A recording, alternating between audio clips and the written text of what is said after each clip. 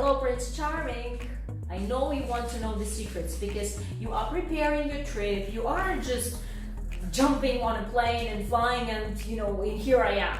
Now guys are smart and they research the issue, they do things in advance, they learn, they prepare, which is the right thing to do. And this is exactly why we're making these videos for you here, because strong power of intellect works these days. This is the age of knowledge, right? Correct. Yes. So I've invited Julia Meszaros. Thank you very much. Thank you for having me, For Natalie. you here. And today we are going to answer the questions about the phenomena of international marriages, how it changes over the years. Yes. This is the right specialist to talk about it because she's researching this phenomena. And I will say just one thing, that now in Ukraine it's not about immigration to wherever. It's about finding the partner.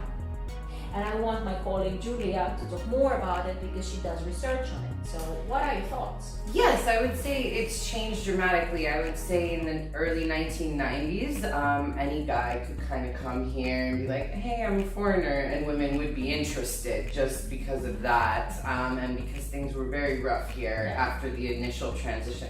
However, things are much more stable now, and even though there is the war going on here in Kyiv and in Western Ukraine, things are very stable. Women here have decent lives, they have decent jobs, they might own their flats, they might even own a car. So they're not desperate to leave. So they're actually looking for a good man who will respect them, treat them well, shows care and consideration.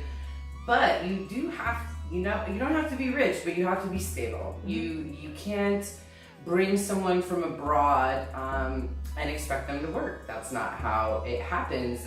It takes a while for any kind of work permission to come through in any country. And so you have to be mentally and financially prepared to support someone for at least a year in that first year. And you should be okay with that. Also, I think it's important to remember that you're looking for a traditional family woman.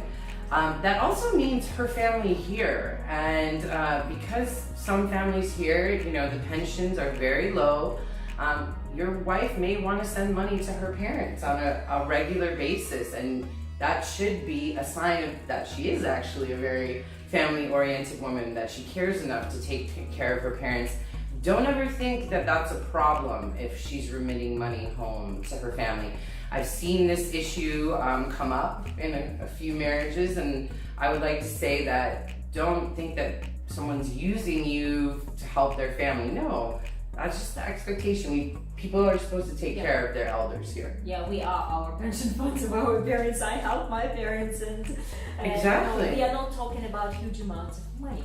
But 30, 40, 50 bucks a month. Totally normal. A little bit more. Okay, maybe more. Okay. A little bit more. But again, it's about the woman. Sometimes women do want to work because she has an elderly mother who needs her help. So she does her best to get the work permit and just not be lazy, because majorly women want to work.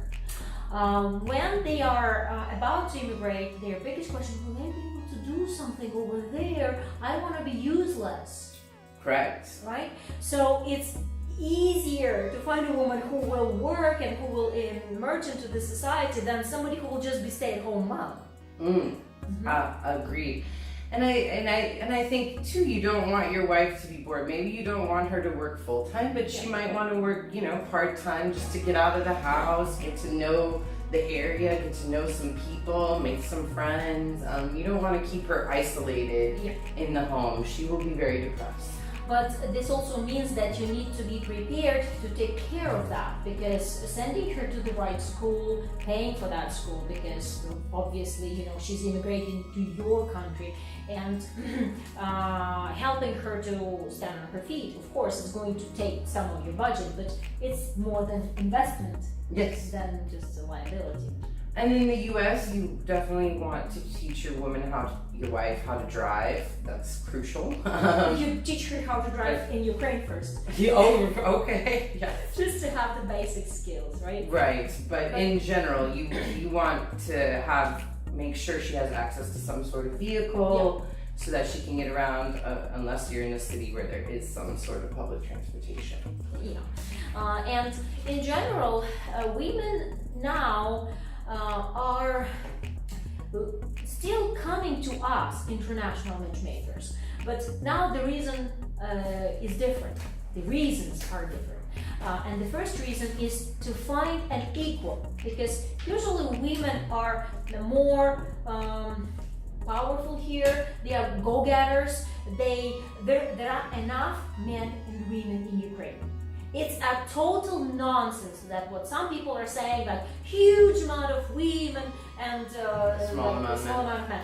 It gets bad after the age of 45. Correct. Yes, but the newer generation. But according to Ukrainian Statistics Ministry, it's equal amount of men and women. But the women are more proactive, and they want somebody who is on the same level with them. That's why they are considering a foreigner. They are not necessarily now looking for a foreigner, but they are considering as somebody who can understand them better and easier, and somebody who can, share the same ambitions. Because women in Ukraine now, at least women that are 30 to 40 are more ambitious than men. Ukrainian men that are 20 to 30 are more ambitious. Interesting. That's my new observation. Okay. Yeah. And women from 40 to 50 are also more ambitious, like even 3 times more ambitious than men. Women that are like average couch potatoes, upset and unhappy, they will never come to a matchmaker. This thought will never even come to their poor minds. Correct. Yeah, I would agree. So anyone that actually dares to come to us, it's a huge kind of ego issue. Like, I can't find somebody myself, I have to go to a matchmaker. We're working with it, but we're telling them you're using just your more options, you are using your time smartly. That's what is a matchmaker for, but it is still an issue.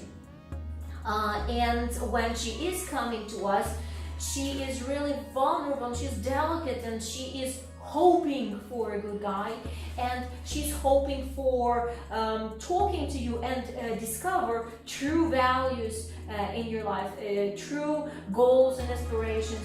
So she wants a real human being, not somebody who is a sex tourist coming here for fun. Right. And she wants somebody who has ambitions, has goals, isn't a couch potato in the US either, right? Yeah. So women are looking for their equals. Better. But better, yeah. You should be smarter than her, or you should be more attractive than her, or you should be more, but attractiveness is like personal thing. And you should be taller than her. You should be better in general. Like better job. Better job. Yes, that's the easiest. Yes, a better job. Yeah, better job. Or you can be just a generous, kind guy. Right? Yes. And the word generous now is distorted. Yes. By many bad women. But generous means somebody who is giver, who is open, who is ready to share. Not only money. We want more than your money. I'm telling this almost in every video. We want love. Yeah, guys can go, what kind of skin you want? No, we want love. So this is more than money, right? Of course, and it's not that women want money, they just want to feel stable. They don't want to feel that they're going to have to be poor and scratching to survive in another country where they don't know anyone, where they don't have family. They just want to know that you can offer them some sort of stability in their life. And obviously nobody wants to leave their country to go be in a worse situation than they are here, so. Yeah. Yes, and I'm going to say, just to summarize this, that you're still a hero when you're traveling miles away from wherever you are to Ukraine. And when you know these things, when you are on a date, sitting and talking to a woman, when you're looking for things that you can improve in her life, then you are a double hero. And when you put her in a taxi after the date or Uber her home, you are a triple hero. So these are ways of your showing your care, your attention to the woman, your chivalrous courtship, if you want.